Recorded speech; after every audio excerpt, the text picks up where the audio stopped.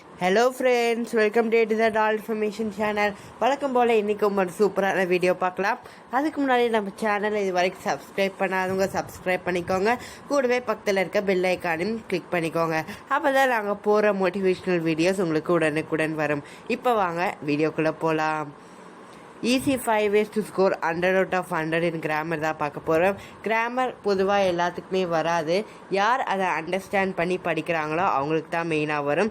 அப்படி அண்டர்ஸ்டாண்ட் பண்ணி படிக்கிறவங்க எந்தெந்த ட்ரிக்ஸ் ஃபாலோ பண்ணுறாங்க அது இந்த வீடியோவில் பார்ப்போம். ஃபஸ்ட்டு ட்ரிக் என்னன்னு கேட்டிங்கன்னா, ரீட் தி டெஃபனிஷன். அதாவது கிராமரில் எல்லாத்துக்குமே ஒரு டெஃபனிஷன் இருக்கும். அப்படி பாஸ்ட் டென்ஸ் இல்லை ப்ரெசன்ட் டென்ஸ் இல்லை அட்ஜெக்டிவ் எந்த இதுனாலும் டெஃபனிஷன் கண்டிப்பாக படிக்கணும். அப்போ தான் நம்மளுக்கு அது புரியும். டெஃபனிஷன் படிக்கலைன்னா ஒன்றுமே புரியாது.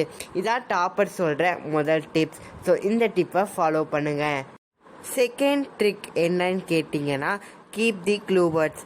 அதாவது க்ளூ வேர்ட்ஸ் வச்சுருக்கனால என்ன பயன்னா, நம்மளால் ஈஸியாக அண்டர்ஸ்டாண்ட் பண்ண முடியும்.